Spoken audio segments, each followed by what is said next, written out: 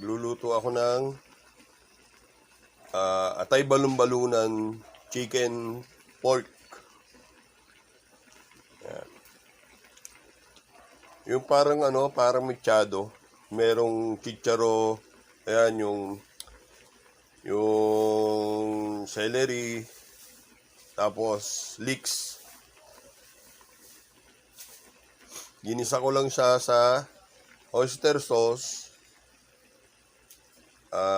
sibuyas, bawang, kamatis. Yan. Tapos oyster sauce. Tapos konting toyo. And chicharo, hinihintay ko lang. Pero paluto na yan kasi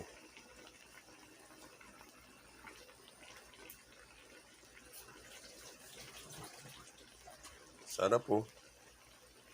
Mamantika. Hindi ko na siya nilagyan ng mantika. Ang pinagmantika ko yung balon-balunan.